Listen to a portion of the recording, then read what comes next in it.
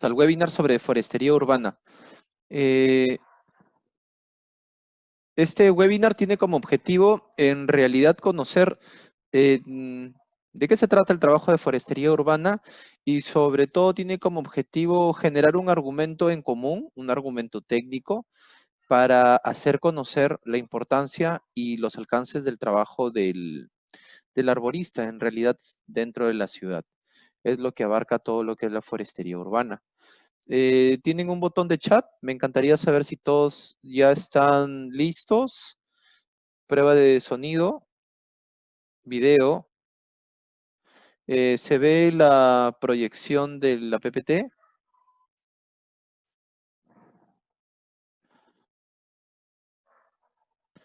Ok, ya tenemos 2 confirmaciones. Vamos a ir empezando entonces. ¿Les parece? Sí, bueno. Buenas noches. Buenas noches con todos. Este webinar se trata sobre forestería urbana. Si desean conocerme, ya los que me han seguido, mi nombre es Marco Montero Cortés y pueden ubicarme por medio de LinkedIn. ¿Ok? El día de hoy vamos a ver 4 temas. Va a estar súper sencillo y he querido plasmar lo que considero más importante de conocer y de compartir con respecto a la forestería urbana. Primero vamos a ver definiciones, luego el tema de beneficios y costos.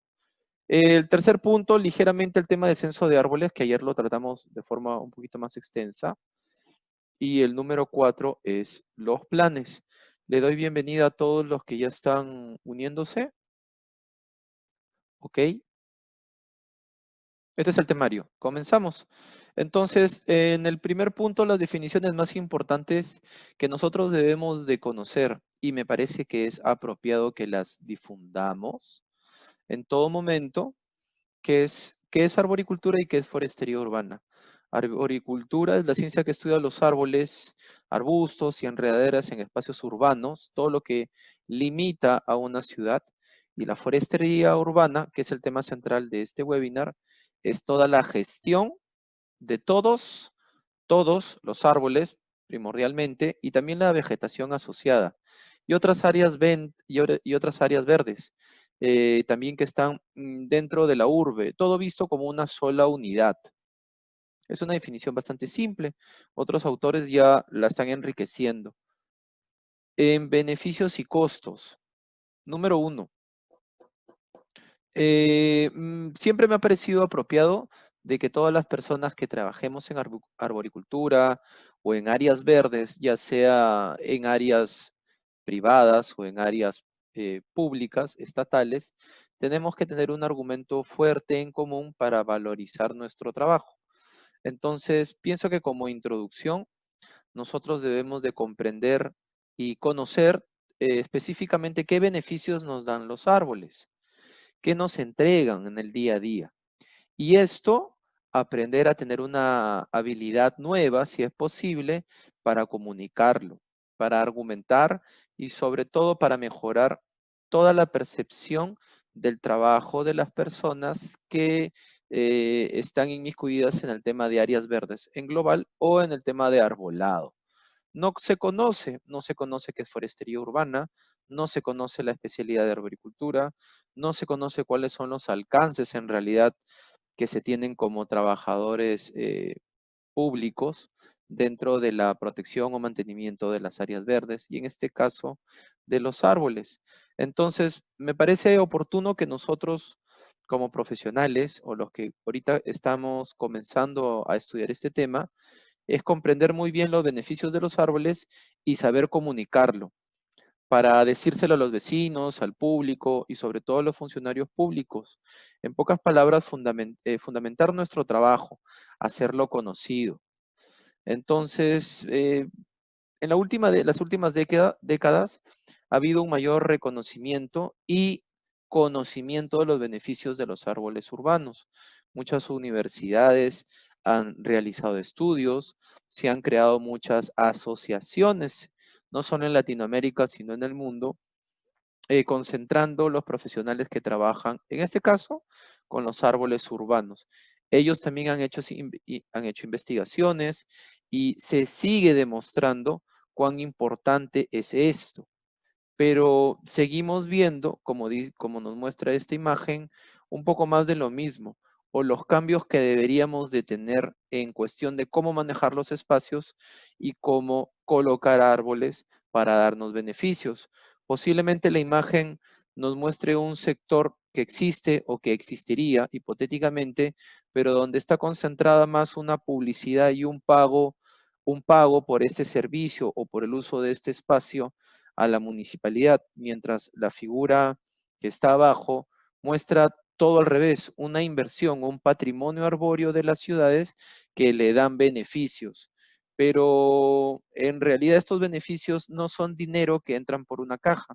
Quizás eso hace de que no le presten tanta atención y ni siquiera se tomen el interés de averiguar si esto te da un beneficio económico o ambiental o social. Entonces, esta es parte de la introducción, conocer los beneficios y saber divulgarlos, ¿no? Como decía, esta habilidad de comunicarlo. Todo esto, los vecinos, al público y sobre todo a los funcionarios públicos. Entonces, hoy en día ya también tenemos un foco diferente en cómo maximizar los beneficios ecosistémicos de los árboles. Hoy en día ya no se arboriza o se hacen planes estratégicos para poner más verde las ciudades solo con una vista aérea o solo desde un análisis paisajista. Ya se están haciendo estudios de dónde se presentan en la ciudad las más altas temperaturas, estas llamadas islas de calor, qué áreas están sin cobertura, qué áreas necesitan, por ejemplo, nuevas áreas verdes para acompañar los comercios. Y es también muy típico en nuestras ciudades, en el Perú, de que existan los parques, pero estos no tienen ninguna planta implementada. Es decir, solo hicieron la vereda, la calzada, el pórtico, pusieron algo de mobiliario como bancas, una pileta y bueno, no pusieron plantas. Entonces todo esto ya se está cambiando y se está objetivizando, digamos, los proyectos para beneficiar con mayores calidad o cantidad de beneficios ecosistémicos. Entonces lo que en negro, por eso lo sombreo esto así, en la realidad nadie podría admitir hoy en día que le disgustan los árboles. No he visto un grupo que esté contra ellos en realidad, pero tenemos estas impresiones muy típicas en nuestro trabajo. Tenemos estos argumentos de que este árbol ya es demasiado grande, está bien, me gustan los árboles, pero nos da mucha sombra y sobre todo de noche se hace inseguro. O lo que siempre nos dicen cuando vamos a realizar una plantación de árboles en la ciudad, no coloquen al frente de mi casa porque va a levantar mi vereda, ¿no? O bloquea mi señal de celular, bueno, antes la televisión también ocurría esto. Las aves defecan sobre mi auto y tengo que lavarlo. En algunos otros casos son más directas. Muchos vecinos a veces pretenden talar o hacer todo lo posible en retirar un árbol porque ellos necesitan otro espacio de estacionamiento. Quizás aquí a este vecino como en la imagen, dentro de una avenida tan transitada, el árbol le genera esta comodidad para disminuir el ruido, para que tenga privacidad. Entonces hay otros que no les gusta tener esto, ¿no? Y prefieren ver la calle, escuchar la calle que ver el árbol. Otros, por ejemplo, por colocar árboles en malos emplazamientos, pues me dicen después de años no pensábamos que iba a crecer tanto y de esta forma y se nos iba a traer problemas, que pueden ser por lo general caída de ramas o lo más habitual, que no es lo general, es que todo mundo se queje porque las hojas los hacen barrer la calle o su estacionamiento o su techo habitualmente. Entonces, esta es la realidad que nosotros tenemos. Haciendo un pequeño análisis, ¿cómo podemos estar hablando de forestería urbana si no combatimos o simplemente generamos argumentos en común todos los profesionales para disminuir esto, que en realidad no valoriza nuestro trabajo? Entonces, esto es lo que nosotros tenemos por lo general como argumentos de la sociedad. hacia la presencia de los árboles en la ciudad. Pero esto es lo que a veces nosotros como profesionales o interesados en forestería o arboricultura o generalmente en áreas verdes, cuando nos preguntan por qué son importantes los árboles, muy pocos o casi la mayoría tenemos un argumento convincente. Por lo general decimos, mejora la calidad del aire, captura dióxido de carbono y reduce la erosión de los suelos. Entonces, cuando nosotros argumentamos de esta manera y vemos en nuestra realidad que ya comienzan a suceder como este tipo de casos, donde los árboles, por muchas razones, han tenido o alguien decidió hacerlos de esta forma. Entonces, todo el trabajo que nosotros hacemos es por esto que no es valorado, porque no damos suficientes respuestas y no tenemos esta habilidad para comunicar. Y damos respuestas tan simples a algo tan importante como es los árboles en la ciudad. Bueno, aquí Ricardo nos dice, pero tampoco no existe el espacio necesario para que crezca adecuadamente el árbol. Exacto, como repito, no existe un árbol malo, sino un árbol mal emplazado. Entonces, estos son los detalles que nosotros tenemos que tomar en cuenta para trabajar primero lo que es forestería urbana y hacerlo como algo habitual, algo aceptado y algo valorizado en un futuro. Este es un pequeño cuadro que resume los beneficios ecosistémicos brindados por los árboles urbanos y se dividen en tres grandes grupos para conocerlos. Es esta tabla. Entonces hay beneficios ambientales, hay beneficios económicos. Aquí va el medio como tipo sándwich, porque aquí está lo que realmente a veces hace convencer a muchos otros profesionales, ¿no? Aquí los economistas, los contadores, los administradores de empresa, le van a tomar un poco más de interés a esto. Y los beneficios sociales, que todo esto ya está súper estudiado y es planteado por la mayoría de asociaciones técnicas en arboricultura en el mundo. ¿Pueden haber más beneficios ecosistémicos? Sí, pero se agrupan en tres grandes grupos, los ambientales, los económicos y los sociales. Sería bueno que nosotros aprendamos esto y como les decía, argumentemos mejor que estas típicas respuestas, ¿no? Mejora la calidad del aire, captura de dióxido y reducción de erosión de los suelos. Sí, son respuestas válidas, pero no tienen esta enorme habilidad de comunicar cuán importantes son los árboles para también tener como fin valorizar el trabajo que nosotros desempeñamos. Entonces, de a pocos, vamos a primero comenzar con los beneficios ambientales. Los vamos a citar, luego los económicos y luego los sociales. En los beneficios ambientales tenemos que los árboles son filtros atmosféricos. Sí, porque aparte de secuestrar el dióxido de carbono, también secuestran otros elementos más peligrosos. Sí, también nocivos. Los árboles son mitigadores del impacto de la lluvia. Entonces ya tiene otro carácter y también veo necesario tener esta habilidad para comunicarlo, ¿no? Aminoran el impacto de la lluvia, reducen la erosión. Obviamente la presencia de raíces son las responsables de esta disminución. Y también cómo las hojas capturan la lluvia y van desacelerando o van aminorando este impacto sobre el terreno. Esto es súper importante hoy en día en forestería urbana, que ya también se está estudiando y se abre una nueva especialidad, que es toda la fauna que existe alrededor de los árboles en la ciudad. Estas son fotografías que yo he tomado en parques. Entonces tenemos anfibios, reptiles, mamíferos y aves, todas estas que cumplen una ecología muy positiva a la vida urbana.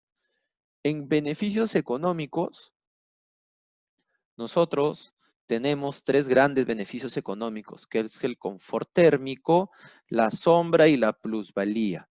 Entonces, quizás al entenderse beneficio económico, alguien que todavía no nos ha escuchado dirá, ¿es que el árbol me va a dar dinero? Bueno, en realidad no solo te está dando dinero, sino te está evitando malgastarlo y también te está aminorando, vamos a decirlo, a modo de bono, diferentes otras alternativas que te generarían un gasto económico. Por ejemplo, en confort térmico. Las ciudades que son muy calurosas, si tienen un arbolado urbano, aminorarían, porque lo estoy poniendo como un caso, la energía demandada por la ciudad para, por ejemplo, sostener numerosos aires acondicionados.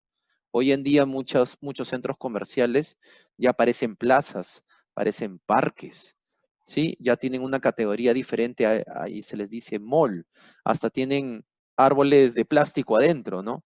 Entonces, si se diseñara como también se diseñó antiguamente, por ejemplo, los hospitales, que eran edificaciones que alrededor tenían áreas verdes, justamente ese es el confort térmico que uno ahorra en no tener un sistema de refrigeración. En el caso de la sombra, obviamente, uno dice, ¿qué beneficio económico me puede traer la sombra? Una cosa ya estudiada, por ejemplo, es que la sombra que dan los árboles hacia las aceras, las veredas, las calzadas, las avenidas, reduce su mantenimiento y hasta alarga su vida. Si un asfalto o una vereda de concreto o de cemento es expuesto 7, 10 años, llega a resquebrajarse, llega a tener algunas pérdidas de su estructura justamente por los cambios de temperatura, ¿no? De calor a frío por las noches o llueve, etc. Entonces la presencia de los árboles también ya se ha demostrado que te hace ahorrar en reconstruir o mantener estas estructuras de cemento, vamos a decirlo, o la misma calzada. Y el tercer punto es la plusvalía. Del 4.5 al 7% se incrementa el valor de la propiedad si ésta tiene árboles o áreas verdes o está frente a un parque. Siempre, y se da en todos los países, las propiedades frente a los parques tienen mayor valor. Alfredo Rivera nos dice, estaría mejor decir que los árboles urbanos son purificadores del aire en vez de decir que brindan oxígeno, ya que eso se va más aplicado a la gran escala en la Amazonía peruana. Sí, por ejemplo, retrocedo para tener en cuenta lo que nos está diciendo en este caso Alfredo. En el beneficio ambiental filtro atmosférico, número uno, el dióxido de carbono es secuestrado, es decir, por un proceso de fotosíntesis, el carbono del dióxido de carbono pasa a ser una glucosa o pasa a ser un almidón. Sí, pero otros, vamos a decirlo, no gases, sino poluciones, es decir, este material particulado suspendido en el aire cae sobre el tronco o cae sobre las hojas y se va depositando. Eso sí es una característica muy importante en las ciudades porque es un biofiltro. Es como la mascarilla, bloquea todo eso. Por eso es importante, por ejemplo, lavar los árboles en zonas o ciudades como Lima, donde no precipita, garúa apenas una vez al año.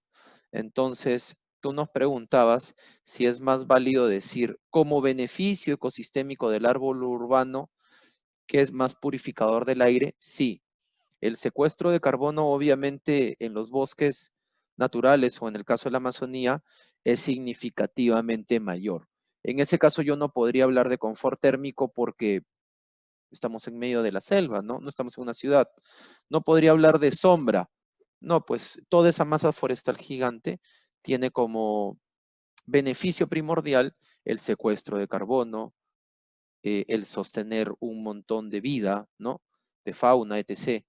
En este caso, en los árboles urbanos, sí es más apropiado utilizar la palabra filtro atmosférico. Es muchísimo mejor. Y aparte, como le decía, del secuestro, otros elementos nocivos que van siendo atrapados en su corteza o en las hojas. Estos son los beneficios económicos y estos son los beneficios sociales. Ya está demostrado que sí, las ciudades más verdes o con mayor arbolado son ciudades que fomentan la seguridad porque la participación de los ciudadanos en la ciudad es más desenvuelta, entonces los delincuentes no se apoderan de las calles que no son visitadas. Esto es un efecto sociológico puro. El beneficio de tener áreas recreacionales. para el disfrute. No todos tenemos la posibilidad de pagar, por ejemplo, una mensualidad en un club campestre. Entonces, estas áreas recreacionales son también sitios donde toda la población puede tener acceso a ese contacto con la naturaleza. Ahora, ¿qué beneficio social, por ejemplo, trae motivar arborizaciones? Pues no solo la fotografía, no solo se quedan las buenas intenciones, sino que toda la cuadra o una avenida entera o un barrio entero, pues comienza a generar un sentido de comunidad al hacerse cargo de las áreas verdes, por lo general los 3 primeros años de cuidado. Luego ya se establecen la mayoría de los árboles. Y en el tema de la salud, pues los beneficios para la salud ya están súper demostrados porque en un ambiente con mejor calidad del aire, donde tienes un sitio súper confortable, en este caso esta fotografía no muestra un enorme trabajo paisajista, se nota, pero es confortable como ciclovía. Esto genera obviamente un ambiente donde la salud se preserva. Este es nuevamente el resumen que les puse, donde vemos los beneficios ambientales, económicos y sociales. Entonces, va a cambiar ya nuestra respuesta cuando nos preguntan, ¿y a ti por qué te gustan los árboles o por qué trabajan los árboles? Ya no podría dar estas respuestas, sino más enérgicamente hablarles sobre los beneficios ambientales, económicos y sociales. Repito, este webinar no puede ser una forma de agarrar todo el conocimiento de forestería urbana y empaquetarlo en una hora, sino tiene como fin que nosotros podamos generar realmente forestería urbana. Y número uno es conocer de qué se trata este trabajo, qué beneficios les da al vecino y cómo tenemos que tener la habilidad de explicarlo. Así como hay beneficios que nos dan los árboles, ambientales, económicos y sociales, pues los árboles también tienen un costo. Poner árboles en la ciudad tiene que seguir criterios técnicos, porque si no, tendríamos un sobrecosto. Y esto ocurre y sigue ocurriendo en mi país, en Perú, bastante. Quizás porque todavía la plantación de los árboles en las ciudades es soportada por las buenas intenciones o el voluntariado vecinal. A veces no hay tanta buena intención económica ni técnica por parte de los municipios. No hay trabajo enorme, obvio, porque todavía es parte de nuestro desempeño convencerlos. Como les decía, con estos argumentos. Entonces, si bien es cierto, todos los árboles nos traen beneficios, todos, no importa su tamaño, su especie, obviamente, un buen árbol va a ser el árbol que está en un lugar adecuado. No existe mal árbol, sino árbol mal ubicado. Entonces, en esta fotografía que la pude rescatar de internet, se muestra un pino, sí, que ha tenido que sufrir podas antitécnicas porque obviamente se colocó en un sitio, en un emplazamiento sin un argumento. Entonces, esto genera un sobrecosto. Hay que tener en cuenta que los árboles más grandes requieren mayores costos de mantenimiento. Es por eso que también tenemos que proyectar qué viene en un futuro. Quizás este arbolito para una etapa navideña de 1 o 2 años les sirvió. Luego se disparó y tuvieron que hacer esto. ¿Y quién pagó esto? O sea, ¿quién tuvo que hacerse cargo de este costo? Hablando de costos, vamos primero en el punto uno a hablar costos, a tipos de costo por el tiempo de vida. Entonces lo podemos enumerar de esa manera cuando nos pidan, por ejemplo, una cotización o nos pidan un informe para conocer cuánto costaría un proyecto. Entonces, esto está dividido en 4 partes cuando hablamos de costos por tiempos de vida. Al comienzo habíamos hablado sobre los beneficios, pero así como hablamos de beneficios, también tenemos que aterrizar en nuestros argumentos, hablándole a otras personas, ya sea vecinos o funcionarios públicos, qué costos deben de tener en cuenta. Entonces, hay costos por tiempo de vida, hay un costo de instalación. Conocemos que la inversión inicial no solo es comprar el árbol, sino el costo de plantarlo, que puede ser dentro de un parque como árbol de agrupamiento o en una vereda o acera, vamos a llamarle así. Me parece que en otros países le dicen banquetas. el costo de hacer el alcorque, ¿no? El costo de plantarlo en sí. Otro costo muy diferenciado en la población total son los costos de establecimiento. Son estos costos ya iniciales, sobre todo de agua y de monitoreo, que son costos iniciales para asegurar el prendimiento de estas nuevas arborizaciones. Lo más grueso, por ejemplo, en los presupuestos municipales, son los costos de mantenimiento, porque estamos mensualmente con programas ya rutinarios, ¿cierto? Entonces los costos de mantenimiento ya involucran las podas de formación, de limpieza, de aplicación de fertilizantes, también reparar los árboles que han podido ser vandalizados o reemplazarlos, reemplazar sus cercos, sus tutores, etc. Y el último ya es un costo de reemplazo, que es carísimo, sobre todo en árboles grandes. Sí, hay que también manejar esto. Mucha gente le encantan los árboles grandes, pero hay que ir viendo qué capacidad tenemos de atenderlos en un futuro. Pero un costo de reemplazo significa los costos que involucran retirar o talar este árbol cuando ya se ha determinado, ya sea porque murió o porque existe algún instrumento legal que lo permita. No solo retirar todo el árbol, sino el tocón, y hacer la limpieza, retirar esa tierra y volver a colocar tierra nueva. Imagínense, esto tiene un alto costo por árbol. Obviamente, todos estos costos hay que conocerlos para ir manejándolos. El segundo costo o tipo de costo, para conocerlo, porque es lo que más nos van a pedir, es el costo de las plantaciones. Acá en la fotografía estamos con un arborista calificado que es el ingeniero Llanos de Colombia, que hace 2 años nos mostró cómo en una charla técnica, cómo debemos ya comenzar a plantar nuevos árboles. Entonces, no solo fue el cambio de paradigma o el nuevo procedimiento más específico, sino también fue todos los elementos nuevos que hay que colocar, desde los tutores, el mulch, hacer una excavación mayor, es decir, más mano de obra. Entonces, todos estos costos de plantación hoy en día involucran su planeación, porque no es ir a la calle y ver en qué espacio podemos colocar un árbol, sino ver dónde sería más apropiado. Hay una planeación. En este caso se pudo hacer un hoyo, pero si hubiera sido una vereda con diferentes alcorques, el trabajo hubiera tenido que ser un poco más esforzado en tiempo y en costos. Estos costos de plantación también incluyen la selección de la especie, el elegirla, el llevarla hasta el destino, o en pocas palabras, comprar los individuos, los ejemplares. Hay un costo que también tiene que ver con la ubicación. Hay redes eléctricas, subterráneas, etc. Como les decía, la preparación del alcorque o el ahollado, el agua, y este último que es súper importante, también hay un costo de monitoreo. Entonces, cuando hay plantaciones, deberían de presupuestar todo esto, y si es muy grande esta nueva arborización, entregar a una persona o a un equipo de profesionales que se hagan cargo del monitoreo para siempre tener los árboles en buenas condiciones, ya que como están en la calle, siempre son sujetos de vandalismo.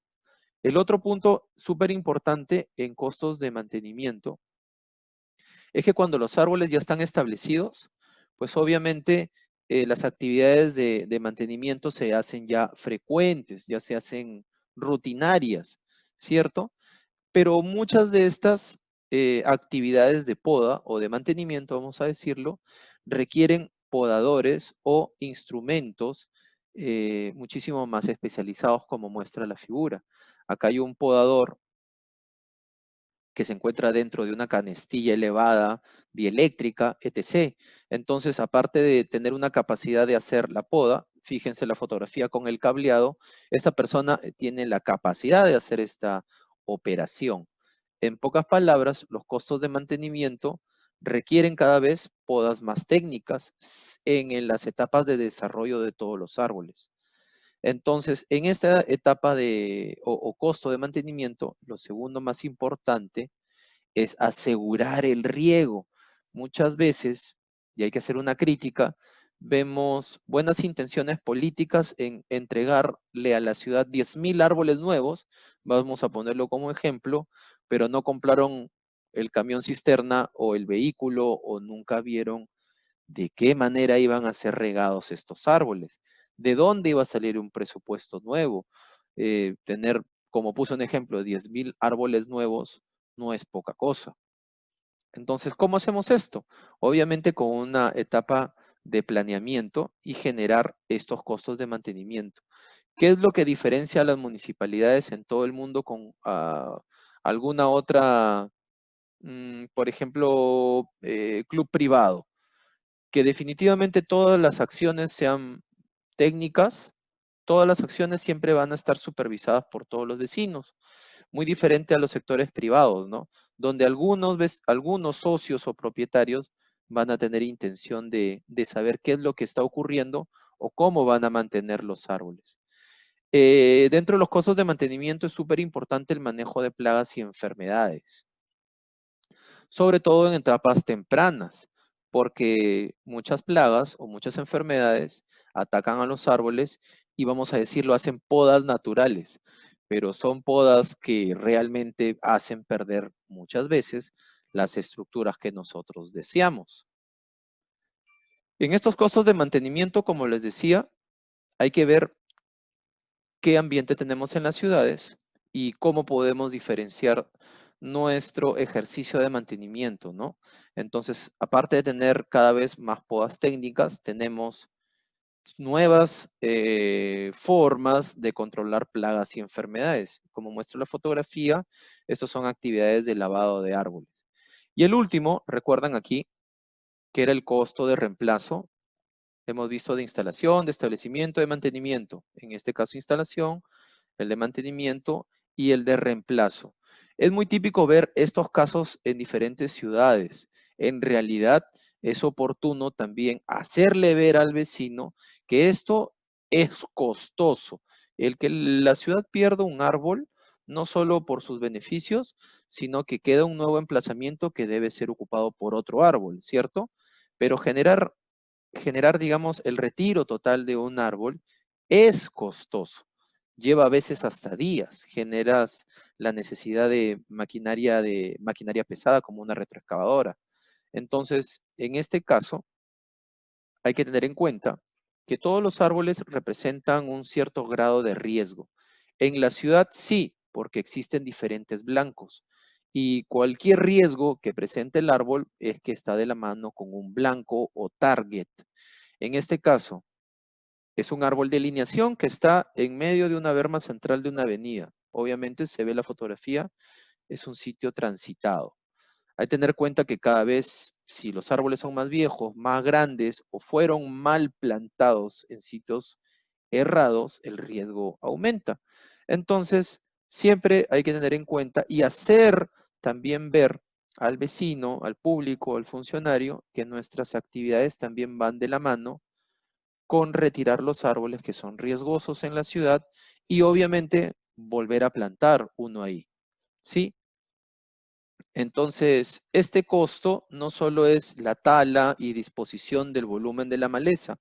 Un árbol, como ven que estoy enfocando aquí con el cursor, este árbol, por ejemplo, si se retirase, podría generar unos 10 cubos de maleza. Entonces se necesita un camión que tiene que ir a un relleno sanitario. Entonces, no solo es la eliminación de esa maleza, sino la eliminación de este tocón, la eliminación a veces de la tierra que puede no estar en buenas condiciones, aparte la refacción del sardinel, del arcorque, la remoción de la tierra y el llenado de este hoyo que obviamente queda cuando retiramos este super tocón. Así le decimos acá en Perú. Alfredo Rivera nos dice, los costos de instalación pueden disminuir generando convenios con ciertas entidades que fomenten la arborización en una ciudad, como el caso de Serpar, que tiene convenio con ciertos municipios de la ciudad. Sí, sí sé que el Serpar, que es la empresa Servicios de Parques de la Municipalidad de Lima, ofrece plantones.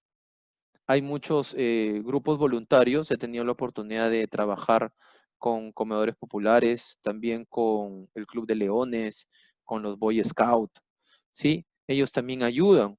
Todas las ayudas, digamos, para generar un costo menor, son bienvenidas. Ojo que intentar bajar los costos no significa necesariamente bajar la calidad del trabajo.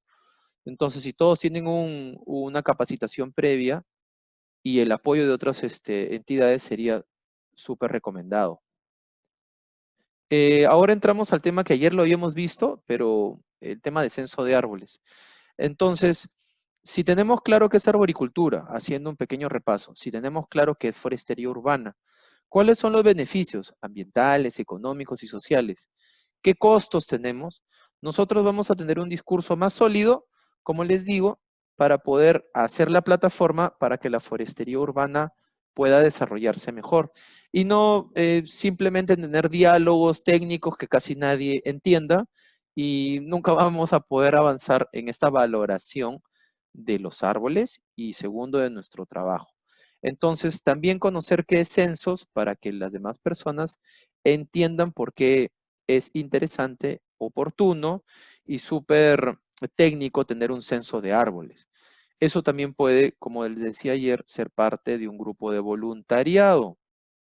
Los beneficios de los censos, les había comentado ayer que también eran incrementar los beneficios ambientales porque nos va a permitir poder dar diagnósticos. Incrementa la eficiencia de los presupuestos, justifica los presupuestos anuales. Cada vez tenemos árboles más grandes, obviamente los presupuestos tienen que ir de la mano. Un censo nos permite manejar mejor plagas y enfermedades, por supuesto que sí, y sobre todo es la plataforma inicial para comenzar a registrar todas las labores. Habíamos comentado que los inventarios pueden ser de dos tipos según su frecuencia. Pueden ser periódicos, cada 2 años, cada 3 años, pero esto solo nos da un pantallazo de lo que hemos evaluado. Y los inventarios continuos es cuando uno ya está registrando sobre los censos presentados todo las operaciones. Entonces, ya el censo se utiliza como una herramienta diaria. Los tipos de inventario, les comentaba que pueden ser parciales o completos. Entiéndanse de diferente orden. El inventario completo es el inventario de todos los árboles en toda la jurisdicción de un municipio. El inventario parcial, pusimos un ejemplo el día de ayer, puede ser el inventario que es necesario eh, elaborar para toda la red de alta tensión de la ciudad. Entonces, todos los árboles presentes, simplemente se hace una capa con los trayectos o vías de conducción eléctrica y se determina por dónde está pasando toda esta vía eléctrica dentro de la ciudad y se toma como inventario parcial para saber qué tan peligroso o si se ha afectado el derecho de vía. Y un inventario de muestreo era tomar zonas representativas del total con el fin de poder tener algún cálculo o dato económico para saber o conocer algo, tomar una decisión rápida. Esos son los diferentes tipos de inventarios. Por lo general, la actividad de data colectada son los datos dasométricos, las dimensiones del árbol, qué especie botánica, la condición física y sanitaria, algunos detalles de necesidad de mantenimiento y tomar en cuenta el nivel de riesgo para que quizás luego otra persona ya con mejor experiencia y capacidades pueda determinar un informe enteramente de riesgo en cada árbol que previamente fue evaluado, repito, como riesgoso. Hay 3 formas o métodos de hacer un censo de árboles. Tercerizado quiere decir que una empresa tiene todo el equipo profesional, tiene hasta la tecnología, puede tener hasta el software, tiene las plataformas, las licencias necesarias, ¿sí? Y hace el trabajo del inventario. O el equipo técnico municipal propio puede hacerlo. O en el tercer caso, voluntariado, ¿ok? Al final siempre vamos a buscar la precisión de la toma de datos porque obviamente a mayor data colectada, hay mayor riesgo de pérdida o equivocaciones. Entonces hay que asegurar esta precisión. hay que probar la data y mantener nuestros procedimientos y metodologías desde un inicio para evitar errores. Aquí viene la parte más interesante y final. Como les decía, este webinar tiene como objetivo tener una plataforma simple para conocer las definiciones más propias de arboricultura y forestería. Segundo, conocer los beneficios ambientales, económicos y sociales. Los costos que pueden ser de implantación, los costos que pueden ser de mantenimiento, de reemplazo. ¿Por qué trabajamos con censos de árboles? Todo este paquete de conocimientos debería ser nuestros argumentos diarios en nuestras presentaciones, en nuestros informes para hacer conocer este trabajo forestería urbano. Entonces aquí viene el punto más interesante y el punto final dentro de los planes, porque siempre nos piden planes o programas, otras personas les dice procedimientos, etc. Entonces, ¿qué tipos de planes? Y esto va muy de la mano con los censos que tengamos, ya sean parciales o completos, ya que los muestriales en realidad no nos van a servir mucho. Entonces, número 1, tenemos planes para los árboles históricos, les he llamado así, porque algunos les dicen monumentales, otros les dicen árboles emblemáticos. Vamos a llamarle históricos, ¿sí? Entonces, nosotros debemos de generar planes, es decir, acciones a realizar en tiempos definidos para los árboles históricos. Esto podría ser ya estar sujeto a un inventario parcial netamente de los árboles monumentales, históricos o singulares, como deseen llamarles. Porque la importancia de este tipo de trabajo es también respetar estos antiguos vecinos, estos árboles centenarios, y porque crean pues sentidos de pertenencia o conmemoran hechos históricos.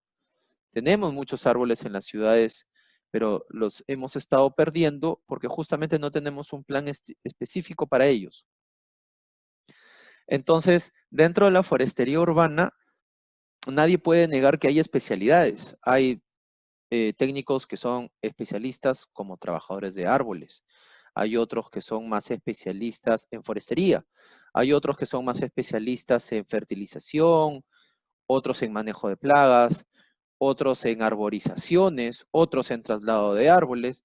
Entonces, si todo el trabajo de la arboricultura y la forestería está tan especializado hoy en día, ¿cómo hacer un solo tipo de plan? ¿Cierto? Entonces, cada persona, estoy hablando, digamos, hacia el futuro, cuando ya existan las especialidades más definidas, ninguno va a trabajar con un plan solo. Cada uno va a tener que tener su plan. Entonces, digamos que los arboricultores que se especializan en el manejo y gestión de árboles históricos, pues ellos deberían de hacer sus planes. O la municipalidad tener un plan, obviamente porque, vamos a poner un ejemplo, el censo determinó que existían 1000 árboles patrimoniales o históricos. Pues para esos 1000 se les hace un plan por lo general basado en el monitoreo, en el seguimiento, ¿no? En el apoyo, porque ya no necesitan tanto mantenimiento. Es más, si los podamos, los fertilizamos, posiblemente generemos cambios muy bruscos en su fisiología. Son árboles que ya están pasando por un proceso de senescencia. El segundo tipo de plan, por ejemplo, aquí podría ser muy interesante para las personas que trabajan con seguridad ocupacional. Son los planes de mitigación de desastres. Son estas respuestas a las emergencias, que puede ser la caída de un árbol que se dio en medio de la madrugada o en una hora X en un lugar determinado, pues debería de haber un plan de mitigación. O si el desastre o incidente o accidente ocurrió, ¿qué medidas tomar? Puede ser de que las personas estén más molestas con la caída del árbol porque cerró la circulación de una importante avenida, mientras que quizás con un daño material no tengan tanto problema. Entonces, generar un plan de mitigación que obviamente es un plan que es más reactivo. Una vez que suceda, se tiene que ejecutar, ¿sí? Tener un plan de mitigación. Otro tipo de plan, si bien es cierto, ya esto es una gestión integral de riesgo, está enfocada sobre todo en la evaluación de riesgo en los árboles y también incluye toda la seguridad ocupacional o los riesgos que se pueden dar manejando maquinaria, transportando personal, cerrando calles, interviniendo interferencias, por ejemplo, de cableado aéreo o subterráneo. Hoy en día existen hasta brigadas o gerencias en las municipalidades que trabajan con lo que ellos llaman también gestión integral de riesgo, ¿cierto? Entonces, también debería de tomarse en cuenta esto porque todo esto involucra la seguridad y salud ocupacional. ¿Se dan cuenta de que puede haber una persona que esté súper especializada en la gestión integral del riesgo y ser parte de la gerencia de áreas verdes? Pues él tendría que hacer su plan como gestor integral de riesgo. Podría apoyarse con un documento alterno, que es el segundo, que es un plan de mitigación de desastres, ¿no? Pero ¿tendría algo que ver con el primero? Pues no, definitivamente no.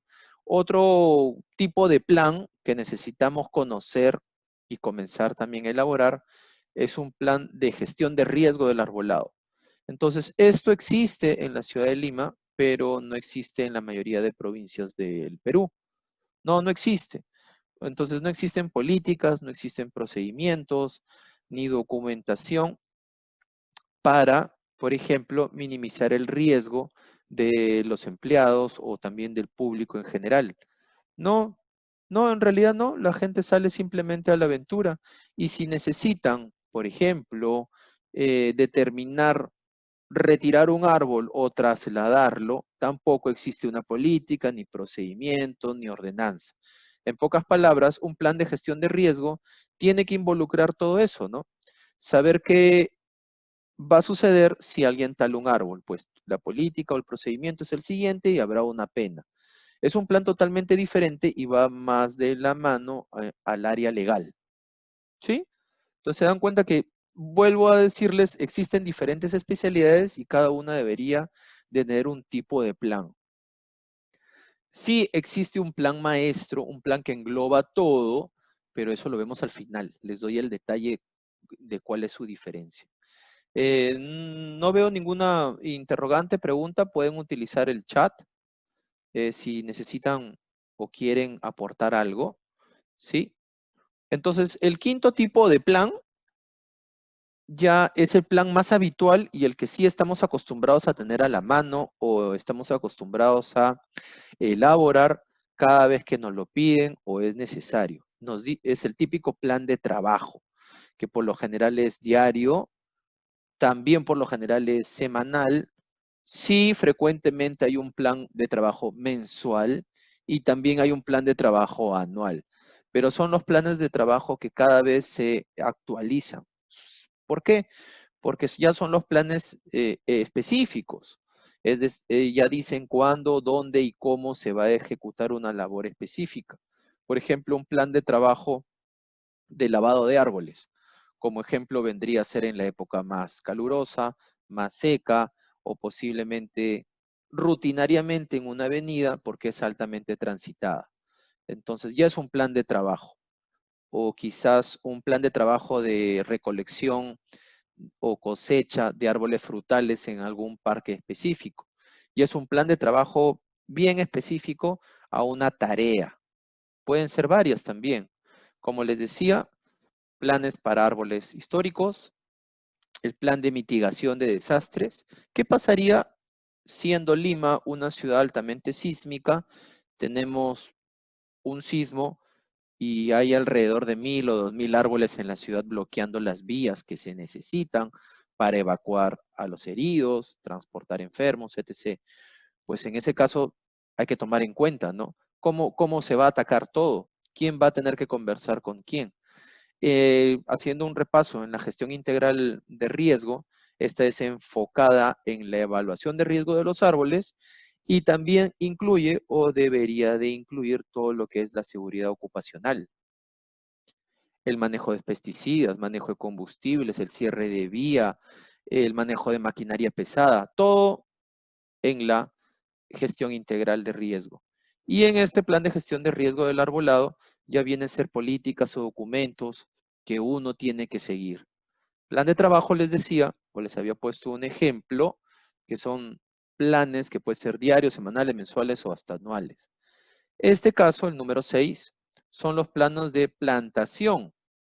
Esto va muy de la mano, o debería ir muy de la mano, con las gerencias de desarrollo urbano, que a veces remodelan pistas, bulevares, hacen, no sé, remodelaciones de plaza, etc. Pues eso va de la mano, por ejemplo, con ellos. Pero no suele suceder, ¿cierto? Este trabajo ya debería ubicarse con planos para evitar también riesgos o interferencias al hacer ahollados y encontrarse con gas natural, redes de agua de luz, de desagüe, etc. El séptimo, que es súper interesante y sí va de la mano con todos los datos del censo, es el plan de diversidad de plantación. ¿Qué quiere decir lo siguiente? Existe una regla que es la regla 10-20-30. Cuando uno ha sometido a evaluación, a censo, a inventario todos los árboles en la ciudad, se determina que es sostenible la población cuanto más diversa es.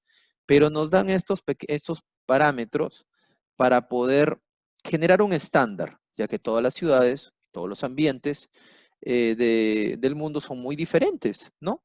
Entonces, para dar sostenibilidad a esta población, una especie botánica o cultivar no debería de ser mayor del 10% del total de la población de especies. En este caso no se está evaluando su tamaño, ni su presencia, ni si está en árbol de agrupamiento o árbol de alineación. Hablan de porcentajes totales. ¿Se dan cuenta? Una especie no puede ser mayor del 10%. En el caso de un género, más específico, esto no puede ser mayor del 20%. Y de la familia botánica no puede existir una familia botánica que supere el 30% de la población. Pongo como ejemplo un caso en el distrito de El Agustino, en la ciudad de Lima, donde pude evaluar parcialmente, pero los resultados eran casi 90% Ficus benjamina. Hace muchos años han tenido en toda la ciudad, en toda la costa peruana, hemos tenido ataques por hongo, la Esidioplodia, y los más afectados son los Ficus benjamina. Entonces ese distrito ha perdido mucho de su población arbórea, justamente porque el 90% era Ficus benjamina. No solo ficus, como este caso dice, ¿no? Una especie en específico. No más del 10%, su género que no debe pasar del 20%, y la familia botánica más imperante no debería de ocupar más del 30% de la población total. Este tipo de plan, el plan maestro que siempre hemos escuchado, en realidad eran planes de gestión de riesgo del arbolado sumadas con planes de trabajo, ¿cierto? Es lo que siempre hemos entendido por tu plan maestro, cuando en realidad un plan maestro no solo ocupa un distrito, sino toda la ciudad y va de la mano también con los planes de desarrollo urbano. Entonces, en realidad, si alguna oportunidad presentamos algún plan maestro, solo era un pequeño Frankenstein de un plan de gestión de riesgo del arbolado, sí, sumado con planes de trabajo semanales, anuales y mensuales. Pero un plan maestro en realidad identifica los objetivos. ¿Qué objetivos? Por ejemplo, respetar esta línea o regla del 10-20-30. ¿Sí? Por ejemplo, los objetivos también pueden ser sofisticar o hacer más técnica todos los procesos de plantación o hacer más técnicos los planes de trabajo ya con aplicaciones. Entonces son los objetivos ya de desarrollo de la infraestructura verde por parte de un municipio. Como les digo, ya este trabajo, plan maestro, enriquece un plan de desarrollo urbano. Por lo general, los planes de desarrollo urbano son visiones de las ciudades de aquí a 20 o 30 años. Y de verdad, hasta ahorita no he visto un buen plan maestro de forestería urbana en los planes de desarrollo urbano que he podido revisar. mucha imperancia en la movilidad, mucha interés en desarrollar áreas verdes, pero en ninguna parte se especifica sobre biodiversidad, sobre los beneficios, sobre planos, sobre sistemas modernos de mantenimiento, etc. Entonces, este es el webinar que les había preparado. No sé si tienen alguna pregunta. Voy a ir al inicio por si desean recapitular en algún punto. Y como les decía, este webinar de forestería urbana tiene como fin tener una plataforma para tener una comprensión más estándar de los beneficios ecosistémicos que nos brindan los árboles y generar la habilidad de comunicarlo al público, a los vecinos, a nuestros jefes, que son funcionarios públicos, etc. Porque si no, como les digo, desde mi punto de vista, esto no va a crecer. No vamos a generar una plataforma peruana de forestería urbana si no generamos un lenguaje común, un entendimiento. A mí me parece mucho más interesante hablar sobre los planes, porque teniendo un censo, teniendo ya esta plataforma, nosotros podemos generar todos estos 8 tipos de planes, ¿sí? Y se puede desenvolver más esta especialidad de la arboricultura para hacer un trabajo real de forestería urbana, ¿no? Al final, este es el core del webinar. ¿Cómo vamos a hacer esto? ¿Cómo lo vamos a tener que plantear? Como les decía,